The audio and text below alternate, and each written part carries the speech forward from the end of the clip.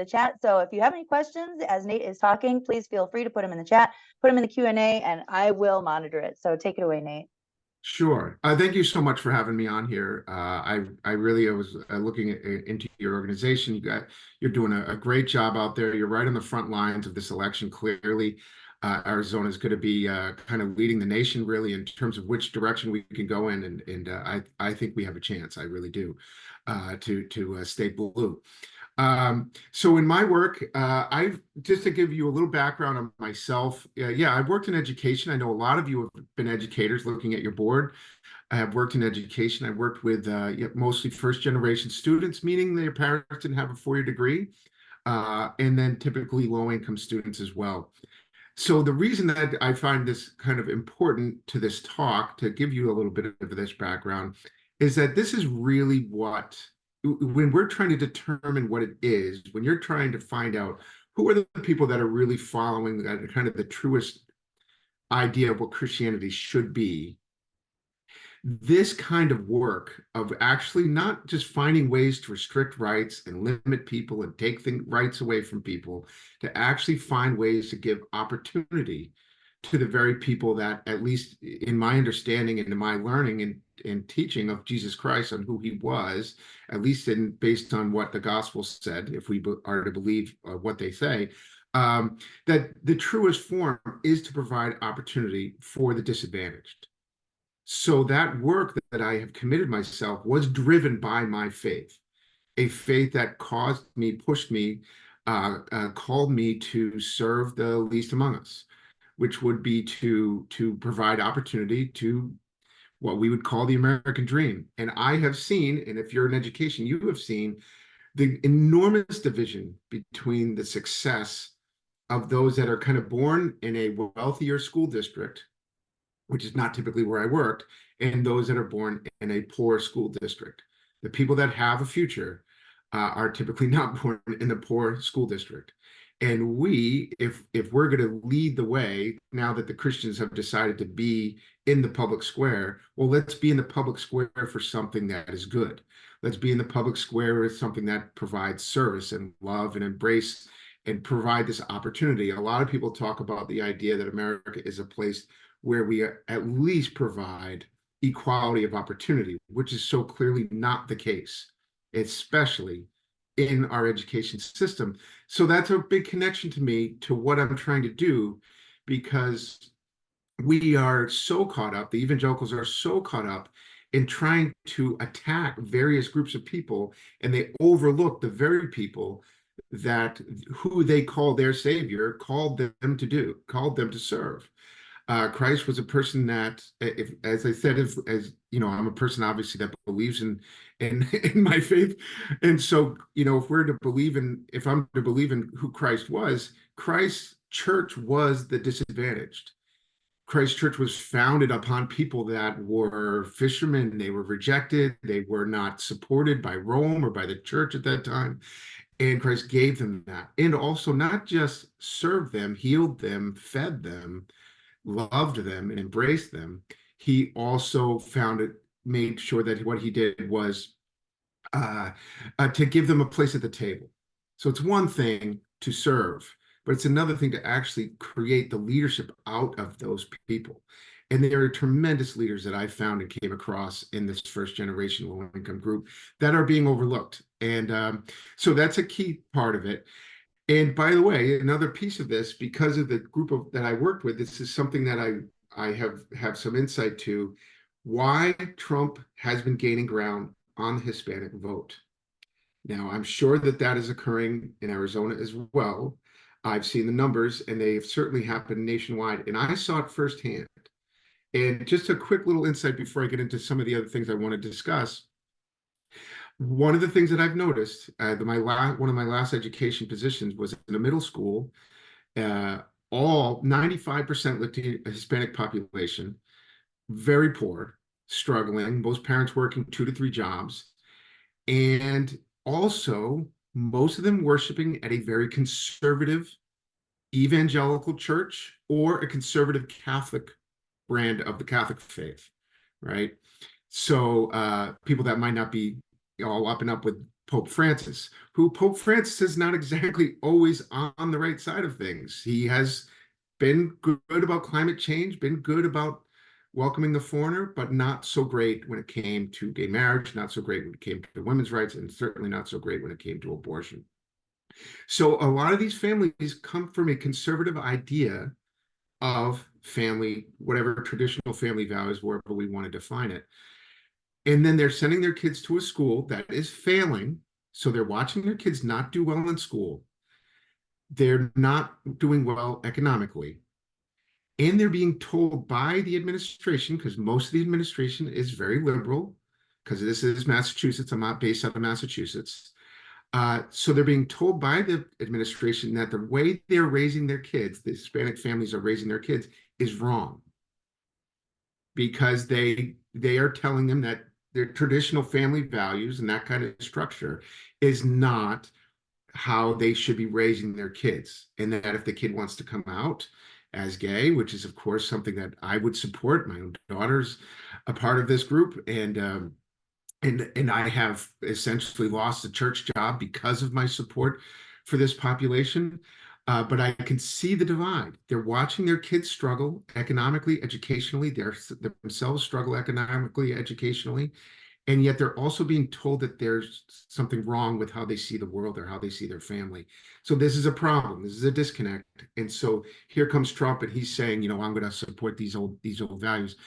And so there is a way to reach this group. I believe that. I think I was able to do it even in my brief time there, but I can talk about that maybe later on. But it is something that gave me a great perspective on that.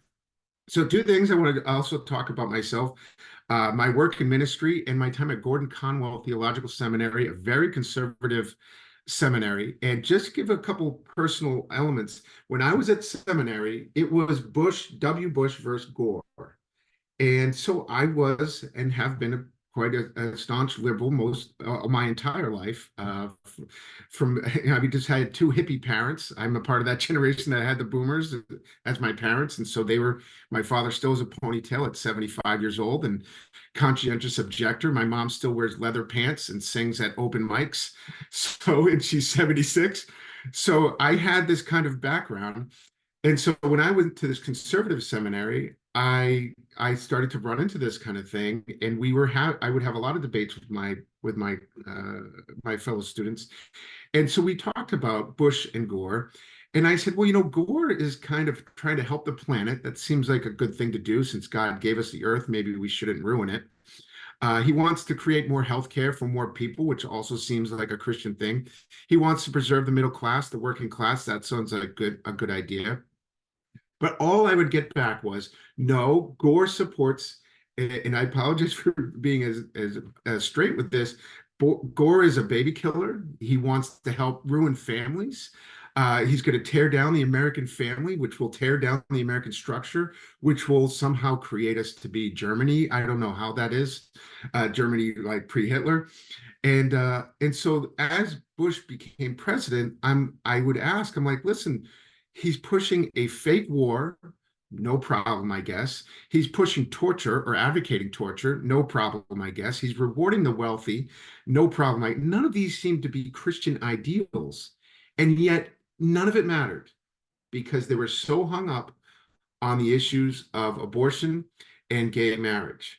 And of course, W. Bush's main guy, Karl Rove, famously put on the ballot, I think maybe it was during the Kerry campaign, during when they beat Kerry, put on the ballot a lot of state ballots around gay marriage. That, of course, motivated the evangelical movement to get to the polls, and then W. Bush was able to win.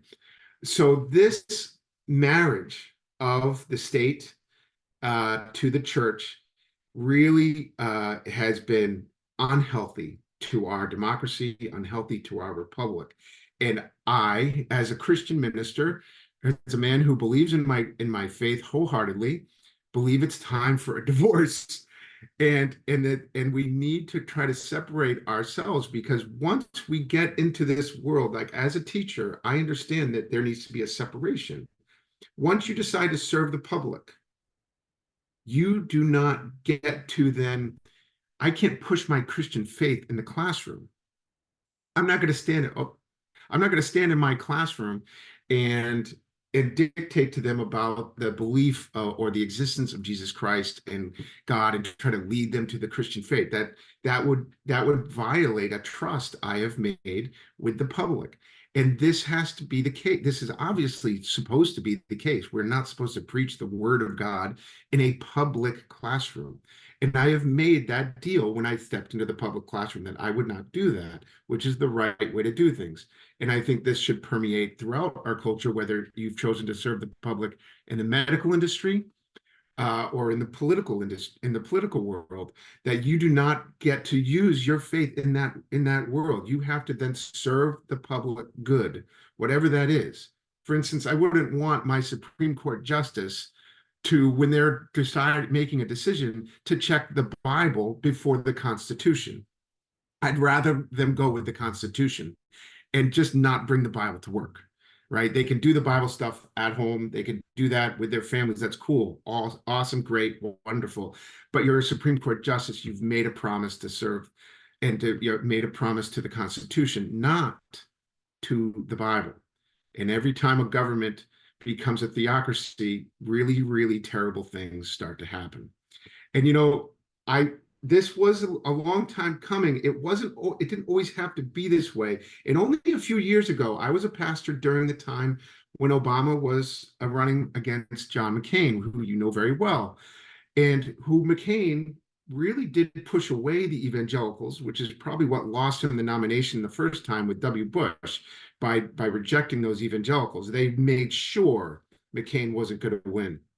I gave a sermon the Sunday before McCain and Obama were going up for becoming president, and I basically said that these were two good men of integrity. They believed in what they were doing. They just had a different view on policy and how to serve the American public. But I support either vote on either side. Everyone understood that I was a liberal and I was going to be an Obama person, but I wasn't going to say that from the pulpit. But I did offer that support. I can't make that sermon anymore. This is a different election. This is a different type of man in Donald Trump. And the Christian faith or the evangelicals leadership have shown how misguided they can really be.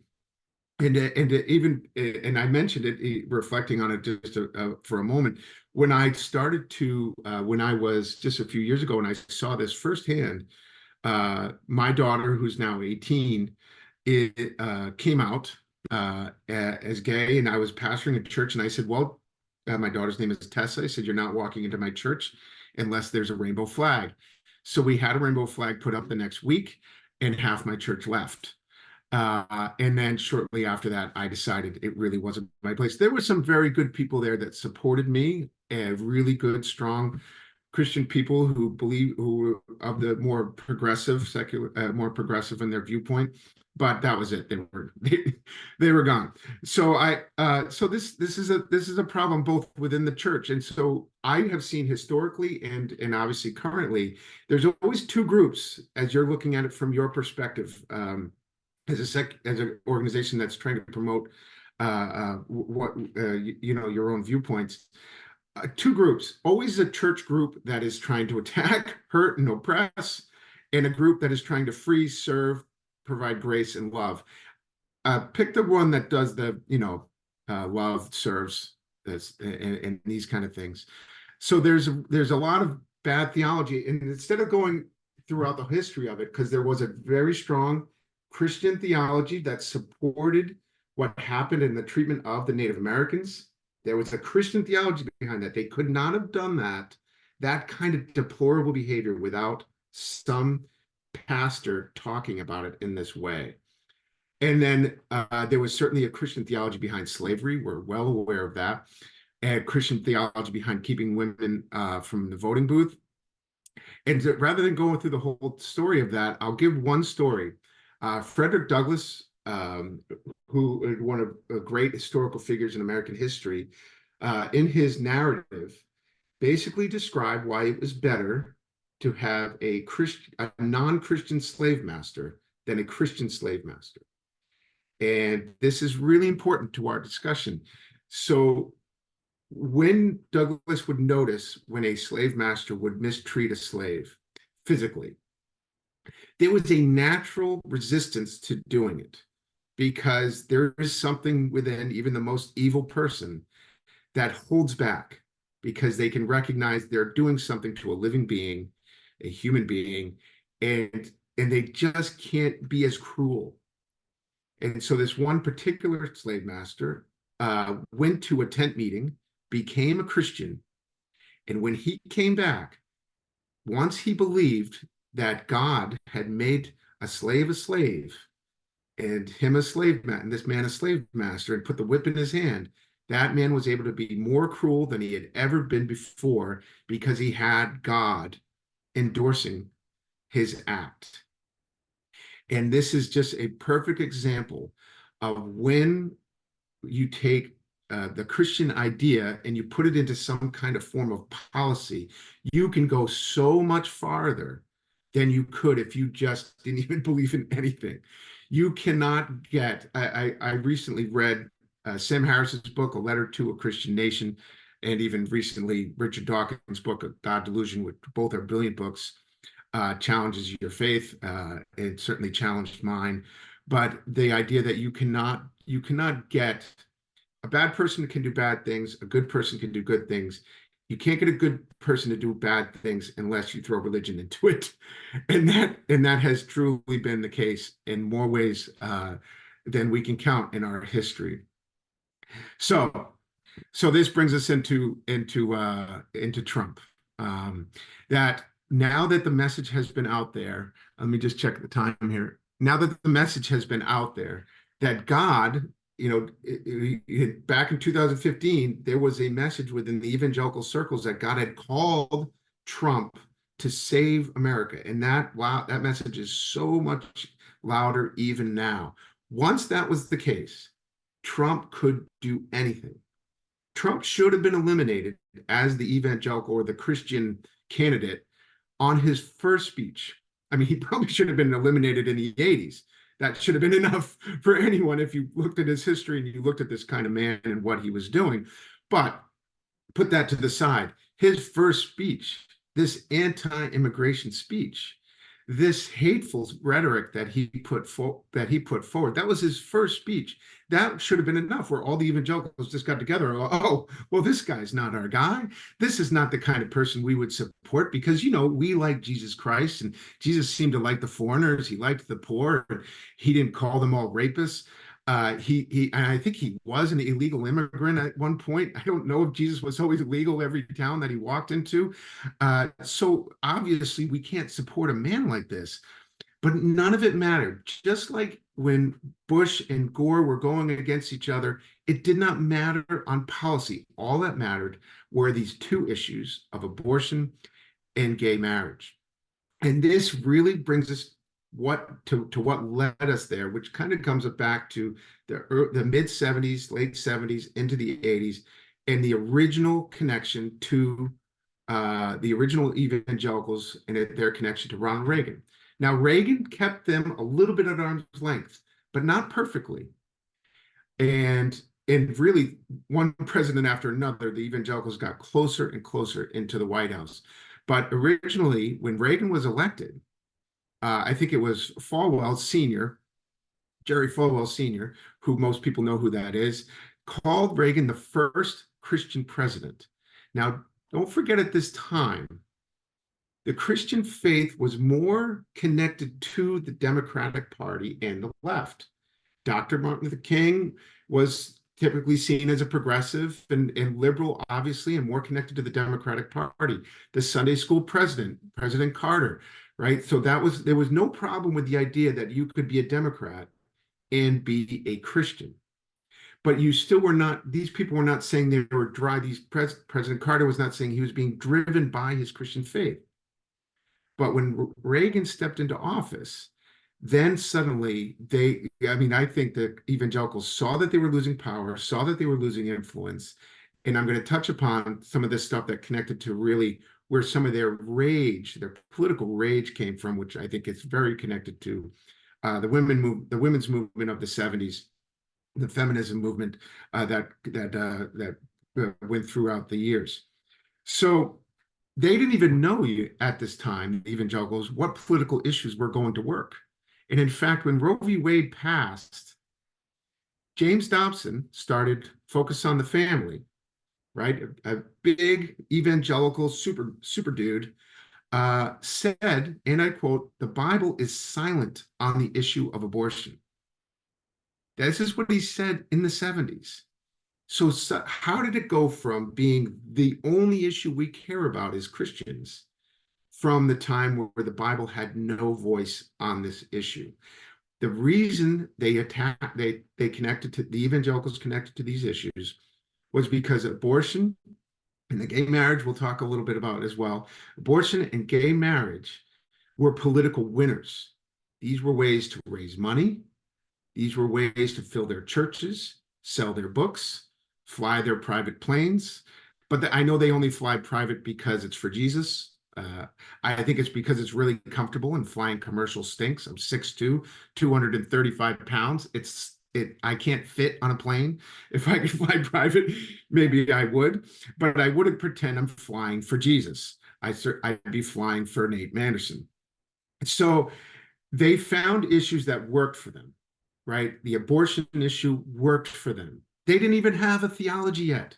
This was nowhere in the Bible. It took them about 40 years even to create a theology that worked.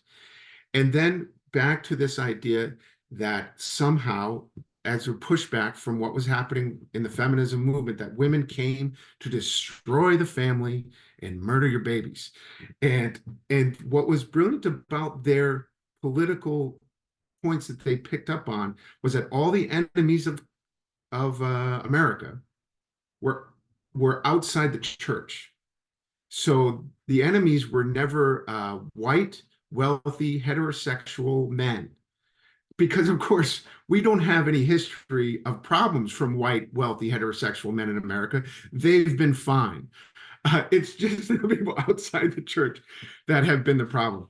So they found issues that allowed them to find the enemy that's outside. And so as you hear some of these issues, you can see how problematic this marriage is of church and state, and how it starts to dictate policy, how it can win elections, and it can distract everyone from some of the bigger issues that really could help solve a lot of people's lives. And so let's just take a quick look here on this unholy alliance, I believe, that the church has had with the White House. Obviously, I talked about abortion. So what did that do? That won. How many elections has that won? How much money has been raised to fight this singular issue? Just waiting for 40 years to try to pack that Supreme Court so they could win this elect. How many times, how many dollars were spent? How many presidents were put into office? Simply based on this one issue. And even worse, and this is a major criticism, obviously, of the Reagan administration, and you could feel that in the culture at the time. We had an obviously huge issue with AIDS in the 80s in America. Where was the research? Where was the language to fight this epidemic? Where was the education? Where were the people that were pouring their heart out to help these people that were dying of AIDS? And it was masked because silenced, because people were really coming out of the evangelical church, were actually saying it was some kind of plague against evildoers, against drug abusers, against people that were in the gay lifestyle, and that this was just God's vengeance. And you could hear it in some of the people that were working around Reagan. Reagan didn't really acknowledge it. I barely mentioned AIDS in his entire administration. I don't know if that was truly an influence of the evangelical group, but they were certainly involved, and they were certainly pushing forward an idea and almost mocking these problems that was occurring within this population. And so think about that marriage and how unhealthy that was to this country. Think about the response we had to COVID and how much money was poured into COVID so we could come through this. And we just didn't even talk about AIDS. For 8 years, this country just ignored this terrible thing that was happening where people were dying. And that was absolutely connected to the evangelical movement and their idea that this gay marriage was some kind of plague. And so again, this is all, and this is still connected to this kind of pushback of the evangelicals trying to reclaim this country. Um, and when I look back, when I just in a clunky way to transition it back to what I was saying about abortion, like they didn't have the theology. It took them 40 years to come up with it. One of their key points they talk about now, which is hysterical to me, is they say, well, let's look to the science of when a life is viable, which is goofy for evangelicals to say, let's look at the science. This is a group that has rejected science on almost every level, and yet somehow they want to listen to the science when it appeals to their argument, because they certainly don't seem to care about science when it comes to climate change. They completely ignore that. And they have this bizarre resistance to climate change, which again is where policy is affected. Millions of dollars are not spent. Things were overlooked. And then why this resistance? To give you a little insight on the Christian resistance to climate change, people are probably like, why would they even resist this? Like, this is not, and Richard Dawkins has a great line about climate change. You never should say a phrase that I believe in climate change. It's not, it's kind of like saying, I believe that 2 + 2 is 4. It's 4. We don't have to really have an argument. I have to say, I believe in God, because I don't have evidence. Climate change, there's evidence. We don't have to, no one has to say, I believe in climate change. It's just climate change. But this resistance within the evangelical philosophy, I think many of them believe that these kind of changes in our world are just signals of the end of days. I know that seems crazy, and I apologize, but this is definitely a part of the culture, that because there are warnings in the Bible about that there will be all kinds of wars and rumors of wars and terrible earthquakes. And so they just think this is just the end, and they're excited about the end. They love the possibility of the end of days like no other group you could ever find. This is God's perfect creation, so there can't be anything wrong with it.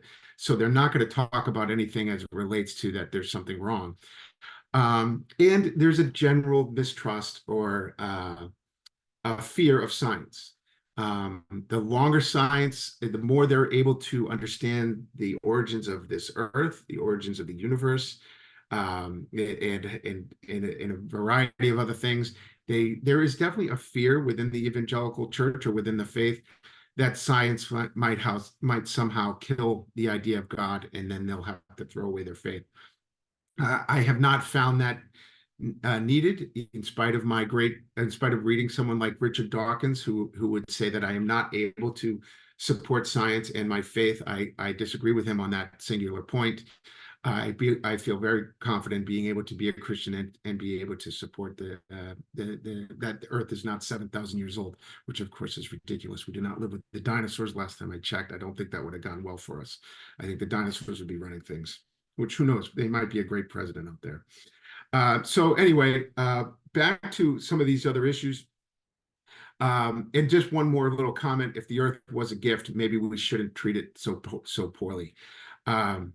And then, I'm going to transition to one other point, and then I know that there are questions that have come in. I want to take a brief break and try to answer some questions that you might have, and then I'll continue on this speech. So I want to connect a little bit back to what I've been hinting at about this anger, this resistance against the feminist movement, which is definitely connected to this resistance to the LGBTQI lifestyle. Why is there such an anger? So during civil rights, obviously, and in Reconstruction, if we know our country's history, there was terrible violence, terrible anger, terrible rage that was pushed out against, and many of them that had a Klan hood on one day went to their church on Sunday. So that's also a little bit of a problem in our church's history. But why the anger about the feminism movement is different. So when civil rights was occurring, and they had to share, schools with people with African American, and they had to share workspace. So there was obvious resistance to that. When the women's movement was coming, that was occurring again. More women were going into college. Now more women are in college than ever before. More women than men, which somehow I don't know, men are in a panic. I have a lot I could even say about that. I think men should just like man up. Don't worry about it. Go get a job and get an education. No one's stopping you. Anyway, um, so yes, they were in the workspace. They didn't like that. Men didn't like that, especially these evangelicals. They didn't like that they were in the classroom, but fine, they were going to work with it. What they didn't like was that they were going to have an equal voice in the household. This was a problem because in Christian theology, and you hear it, I listen to a lot of evangelical radio because I don't know, it's the same reason I read Fox News, maybe just to get my blood boiling. They bring up this idea of women submitting to their husbands every single week because they feel that there is some kind of lost family unless the men are in charge of that family. And so it's one thing when your workspace changes. It's another thing when your schoolroom changes. It's not good when your house changes. And these men were losing power in their home. Suddenly, these men that were probably awful husbands at some point, the women said, I'm going to leave you. And they're like, you can't leave me. That's unchristian. And I have seen this kind of thing happen where I've heard this advice, where the men are just terrible, abusive, physically abusive husbands, and they're encouraging the wives to stay with them. Don't worry, this is the ordained marriage of Christ and God and all this, and they guilt the women into staying in these abusive relationships. So this lifestyle, and then that's also connected to the lifestyle I mentioned before, the LGBTQI, that this becomes very personal because it affects your families, and then the rage, the anger, the resistance is much more, and that's why we're seeing it. And they've turned to a man that is kind of a full embodiment of a rejection of women. Every time Trump's wife gets pregnant, he finds somebody else because I guess he doesn't know that women have babies. They're like Barbie dolls to him or something like that. I'm not really sure. He's a very odd man, I think, around women. Obviously, he's an odd man around women for a million reasons, but he embodies a lot of this idea that this masculinity that has been lost. And there's even been a new book. I don't know it. I could share it with you later, but there's been some articles written about that Trump is actually in the exact embodiment of who they want men to be, that he is so masculine that he can't even control his own libido. And that's even better by some terrible thing. Anyway, this long story short, the marriage between church and state, we need that divorce. So, all right, let me just see if we're able to answer some questions. I apologize that I said I was going to answer questions about 10 minutes ago, but I'm ready to see if you're able to answer. Yeah, no, you're good. You're good. Okay, so let me see if I can. So Rivan, who actually just started a secular group up in a very rural area, the White Mountains. She's basically saying we can understand why you would choose Trump, why these folks would choose Trump, because if you believe that there's a virgin birth, risings from the dead, miracles, then believing that Trump is a savior is no big leap of faith. Sure. I mean, can you speak to that? Like, is that essentially what it is, or why would you why can they deny the vileness of this man? You know, the every commandment that he breaks or whatever. I don't know. I mean, I think that Rivan is onto something. What do you think? No, once a church has accepted that this person has been called by God, they are able to just ignore everything else. And it is a similar thing. It's true. Once you've been able to make a leap of faith around that this entire universe has come from a singular creator, that when you look in the historic and biblical history, you have King David, who was an immoral man, and Solomon had like a gazillion wives. And so they're allowing them, they have certainly allowed for that possibility to have a candidate like Trump. In fact, he fits it almost. I have resisted the idea that evangelicals were holding their nose while they voted for Trump because they hated Hillary so much. I disagree. I think they breathed him in. I think they loved how he spoke. And think about how he spoke to a powerful woman, that it wasn't just he spoke in this terrible way, it was to a powerful woman in in Secretary Clinton, Yep. who was a full embodiment of what she had fought for against since she helped take down Nixon. I mean, this was a brilliant public servant, and and it wasn't. She never bought into any of the things that Trump and a lot of evangelicals want women to fit into this weird little category of submissiveness.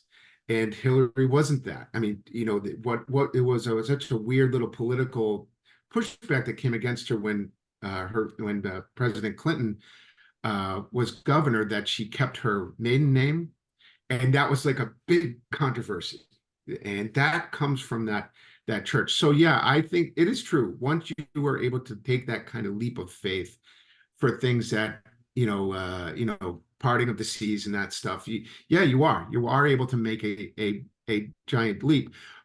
But this is the wrong leap. I do believe, because of, as a person of faith, I think, yeah, Trump may have been called by God not to lead the church, but to mislead it. And there's always going to be a Trump. Always. Mhm. Every generation, there's some idiot like him that's out there waiting to manipulate a group of people that are easily manipulated. And that the evangelical fellowship and following these evangelical leaders who are really so I think there's really kind of two avenues to pursue here. There's the political avenue of what could come from Biden and the Democrats of fighting for. I think they should talk about the working class every day, all day, all throughout the day, of how to rebuild and kind of give them a voice in a real way, and start to listen to the working class and reclaim that working class. And then there needs to be people like me who are of the faith, because if you're outside the faith and they're being criticized, it just kind of makes people stronger and more unified. Yeah. People within it, we need to be louder. I have been disappointed many times by the Christian left, because it's like they just get resistant. They're like, well, I don't want to be too angry or mean to my Christian brothers and sisters. And I'm like, no, we need to be mean.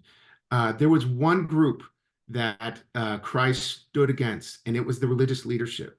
There was a lot of bad stuff happening in Rome when Christ was alive.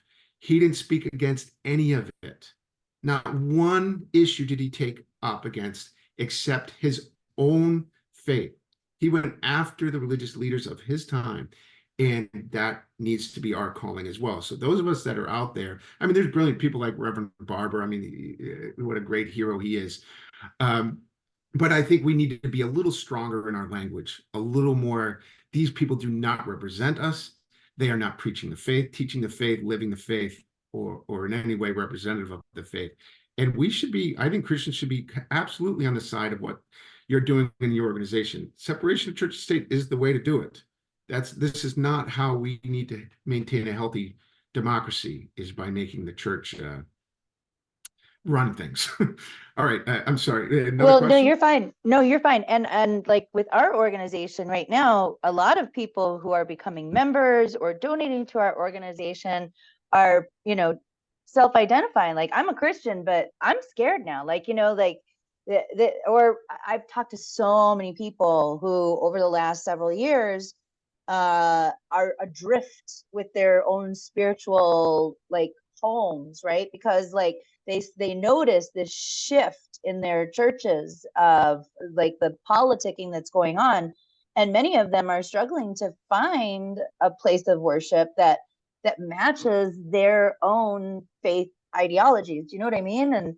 And so it's really important that we don't reject those people, but that we accept them. We even have like I was just talking about we have a donor who's very adamant. Like he gets so angry about religion, and I said, you know what? Leave the excommunication to the churches, because for a lot of these folks, this is the first time that they're really deconstructing their faith, whether they reject their faith altogether, or they just like come to terms with like, wait a second, this is not the teaching of Jesus, right?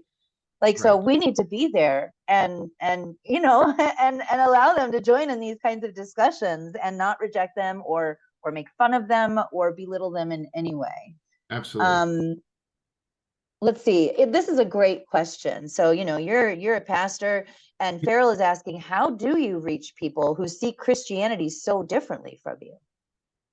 Well, it's not, I mean, it's not easy, but I can tell you that I go for the issues that matter to them more in their, you know, like the kitchen table issues, like recognizing that these issues of, let's say, if we just think about the two issues that evangelicals have pushed forward for, you know, 40 years, how in the world have either one of those two issues helped, let's say, the regular working class, middle class, blue collar Americans that are out there working really hard every day?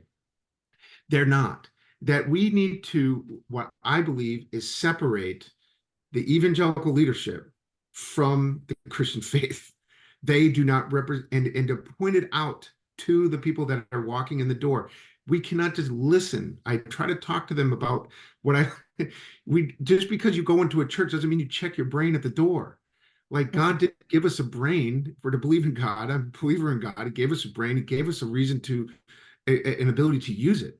We can't just check our brain. Most of the people that are supporting Trump don't know their Bible, not even a little. And this is, a New York Times did a piece about this just, I think, a couple months ago, that the good, I mean, even when I had a church, you know, biblical literacy is always low. It's just, it's a bit, I get it. You know what I mean? It's a hard read, but it's really low now in a way that, you know, you think the TikTok generation is reading the Bible. No, they're not going to read it. So they're just going by what people like Robert Jeffress, Franklin Graham, and some of these lunatics are saying. And what I'm trying to point out to them is these people do not represent the needs of the American people, of you, of American values. They represent their own values. They represent getting themselves in the White House, selling their books, filling their churches. Has nothing to do with saving the Christian faith and trying to separate that. If I attack Trump, it's fine. I should, you know, because he's become the leader of the church. I mean, I don't know. I thought it was fascinating that in the Iowa caucuses that were on Dr. Martin Luther King's day, that these evangelical driven state showed America that now Trump is the leader of the church. And it used to be Dr. King, who believed in serving the poor, who believed in fighting for the disadvantaged, who was killed during the Poor People's Campaign. And now we serve Trump, who believes in the rich people's campaign, rejecting the foreigner, loving your guns. I mean, what a trick the evangelicals pulled, that somehow we have a population of people that love Christ and guns and hate foreigners. That's a neat little trick they pulled. There was a guy just in Texas, some mega church, and he had a quote just this last week calling foreigners undesirables and garbage. And he's leading a church. No, we have to, with tough language, people like myself and more, go and say and expose these people as religious hypocrites. They do not represent the Christian faith in any way, shape, or form. And I would say find ways to have a coalition with those that believe in working class values and working class issues, because I've seen it firsthand. There are a lot of people fighting like hell out there, trying to pay for their families. They can't pay their rent. They can't buy a house. They can't send their kids to college. Not the colleges that their kids even get accepted into. It's tough out there. And we could find a coalition in that, because those are supposed to be Christian values. I'm going to go ahead and give a shout out in the chat here, because we do have a state representative, Patty Contras, with us today. I'm not going to be able to remember off the top of my head her legislative district. I want to say it's 12, but you know, Representative Contras actually introduced a bill in this last session, and I think the session before, that would mandate that clergy report abuse, and it won't even get a hearing.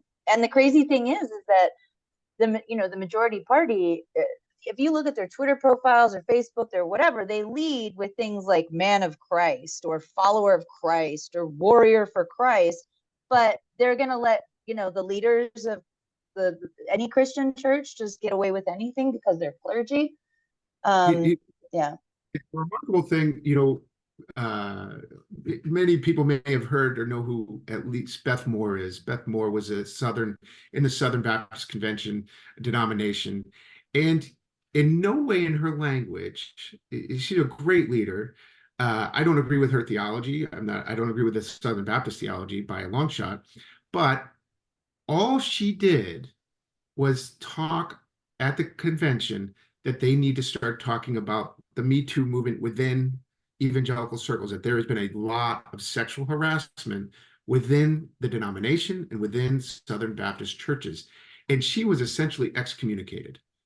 And that's not even doing the thing. I go obviously a lot farther. I can see why they're resistant toward my philosophies and my thoughts about this stuff. I get why they get mad about me, but they should never be mad. Beth Moore isn't even throwing away their theology. I throw away their theology, but Beth Moore doesn't.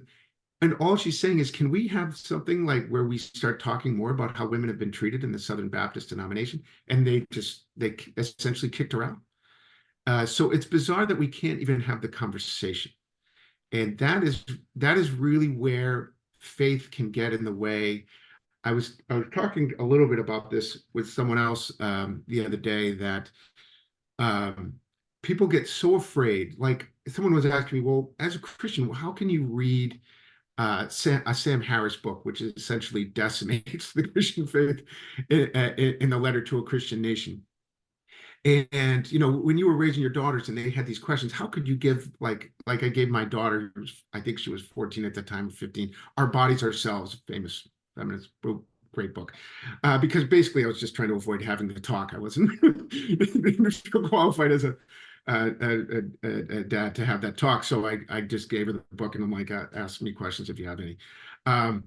So because there is this bizarre fear, and you see this in book cancellations. I know the left gets criticized for book cancellations, but the church really loves limiting. When I was at Gordon Conwell, you could not get a book about liberation theology, which was a famous book on the left because it was considered Marxist, not Marxist, but this fear that if they even start to have a conversation, their faith will fall apart.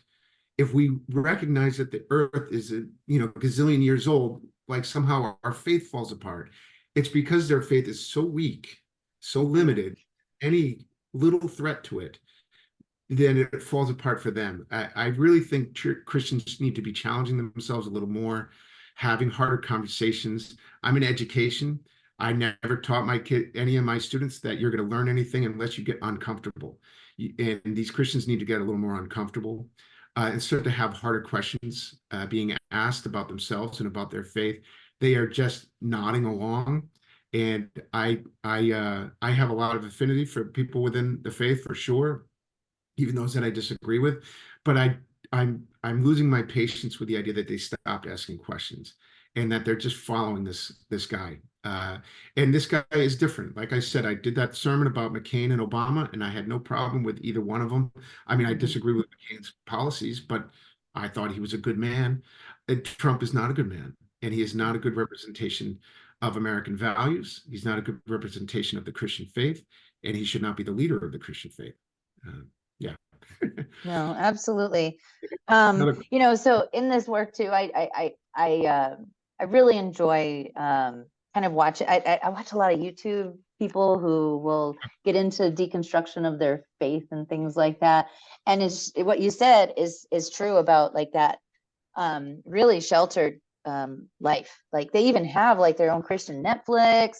Like so many of them choose to homeschool because they really only want them to achieve a certain level of education, enough that they could be literate in the Bible, and just a month or two ago, we had, oh gosh, his name was, I think, Rick Pidcock, who came from like an IFB kind of, church setting, quiverful kind of family, homeschooled, the whole thing, went to seminary, started translating the Bible, like learning Aramaic and Greek, and was like, whoa, everything that I've been taught is completely wrong.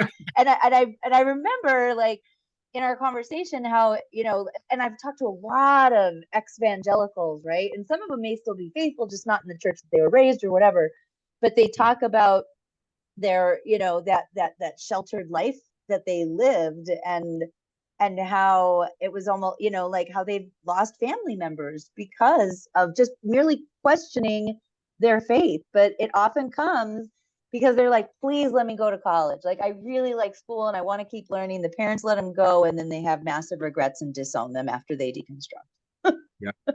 No, it's a wild thing, and I was having another discussion with somebody that was definitely conservative, and we were they mentioned this thing. They said, well, what about the bathroom issues? These transgender people, we need bathrooms for them. And I said, why is suddenly there is this sanctity of the public restroom? Has anyone been in a public restroom? They're disgusting, right? I had to raise I was raising two daughters, and sometimes when you're out at a public place, you have to take your daughter when they're little, and you don't take them in the women's room. You got to take them in the men's room. I would have rather taken them into any other bathroom than the men. Men are disgusting. And so, like, this like sanctity of the bathrooms, everything is a threat to them. And somehow it really comes back to this idea that they've lost control. One of my favorite singers ever, I mentioned her in one of my articles, is Ani DeFranco. And she has this great line where she says, "You don't get to play God, I do." And she was tapping into the fact that so much of this is about control. Trump is about reclaiming control. He's about declaring victory for the Christians. He's about gaining power and influence, and he's about revenge against people that have mocked their faith, against people that have criticized their faith. This is nothing to do with American values. It's nothing to do with what's right and good. Not with the evangelical leaders, that is. I mean, with the evangelical fellowship, the evangelical leaders and their love affair with Trump. I mean, they almost abandoned Trump like a year ago because they thought he was going to lose. And all of a sudden, Robert Jeffress was like, I don't know, I'm not going to lend my support. But that was because they really thought Trump was a three-time loser. He lost his first midterm, then he lost the election, and then he lost Biden on the Biden midterm. I mean, people saw him as a loser. And the evangelicals were about to abandon because it's not about anything but victory and power and money. And when we can separate the evangelical leaders and address the fellowship and talk to them about their own issues, which almost never are about gay marriage, almost never about abortion. They're issues most people in America are struggling economically, and we need to talk to them. And just a little aside, I like to say this comment. When you're trying to reach people like this, like I saw in the 90% Hispanic population I work with, all working class, all low income, working class, poor, more likely, more often than not, is that yes, we want some policy coming out of the Democratic Party that addresses the working class concerns. But a lot of times, and if you think about your own life, your own family, people would rather be heard than helped. And I think the Democratic Party needs to listen more to the working class, and they'll get the people of faith kind of like a backdoor way by doing that, because many of them are people of faith. Because when you have nothing, a lot of times you tend to turn to God because the other things aren't happening. So you think, well, maybe I'll believe in God, and at least I got that. So I think by reaching out to them, by speaking to them and hearing their stories, I think they can kind of do a backdoor way of beating Donald Trump. And then people of faith, we need to be louder. I need to be as loud as humanly possible. I scream as loud as I can because I need to do it. And more people like Reverend Barber and these Christian left progressives that understand that Trump is different and we need to stop him. And we can win. Trump could definitely lose. Everything about the polling doesn't look good. I agree. Biden makes me nervous, but I definitely believe we can beat him, and the numbers are there for him if we make sure our message changes. a little bit toward the working class. And with that, I would like to remind everybody that we are a nonpartisan organization and do not endorse any candidates. However, we do kind of know which side, welcomes the kind of evangelical extremist ideology that we're seeing constantly every single day from the minute we wake up until the minute we go to bed. So I like to try to end, Nate. I like to try to end, first of all, so much praise in the chat, just so you know, we're so grateful. I love when I can sit in a share space with somebody. We may not have the same kind of spiritual ideologies, but we share humanity. And sometimes when when I come across people who consider themselves religious, they won't even give me the time of day. In fact, sometimes they'll call me Satan or possessed by a demon or whatever. And so I'm very grateful to folks like you who are able to share your faith and help folks like us to understand where you're coming from, and help us understand where these other folks might be coming from, because you have a little bit of experience with that. But what I do like to do on Fridays, because sometimes these topics, these discussions that we have are a little bit depressing. So Nate Manderson, what gives you hope in 2024, an election year, when we're looking at this guy who's now facing 91 felony charges?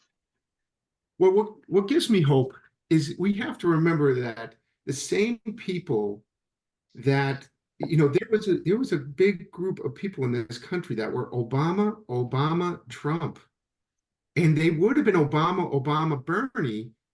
And that people said, I'm either going to support Bernie or Donald Trump, which is mind-blowing. So the electorate is out there. They are there. And more there are people out there. We can't just listen to the people that have the microphones, right? A lot of the people that end up in front of a camera with a microphone on television, head of a mega church, making all kinds of money, they're not really representative of the country. Most of the country agrees on a lot of issues. It's just these hateful sidebar group of people that get the microphone. Trump is a cult. Cults are relatively small. We outnumber him. The people that really believe in democracy, that democracy is a good idea, that it's better than a theocracy, that the Bill of Rights were a really good idea, that the Constitution is a good idea, that we believe in working class, blue collar values. We still believe in that in America. I'll tell you what gives me hope. Because it's hard still now, with a daughter going to college and stuff, I picked up some overnight shifts at FedEx to handle packages. It's been a humbling experience, very hard work. The group of people I work with there, almost all first generation immigrant type of group of workers. And there is a brotherhood and sisterhood in that group of people that are all working 2 to 3 jobs. A lot of people of faith, a lot of people that believe in what America could be, believe in the American dream, and do not see Trump as a representative of that. And we're all in it together. And we have people, it's one of the best coalitions of people I've ever seen. We have people in there that are deaf. We have a guy that works out of his wheelchair, handling packages. And it's just this brilliant group of people, and maybe my favorite group of people that I ever worked with. And it reminds me of what America is. There is a lot of greatness in America. So yeah, I have some hope. And we just need to talk to them and try to find that group and continue to create coalitions of people that believe in the values that we profess. Right on. Well, it is 1:02. That's a pretty good, hopeful message, and I like it. I've actually considered the possibility of I need to find a friend though, because I don't know what would happen to me if I went to church. It's been a very long time, but I kind of want to go to check out those more progressive congregations and just say, hey, let's work together. Yeah. So I like that message. I think it's a great message of hope. Again, right? Lightning might strike if I go into a church. Hopefully not. You'll be fine. Perfect. Yes.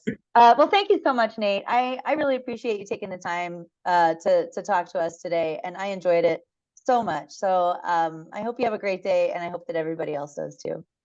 All right. Thank you very much. Bye, everybody. Take care.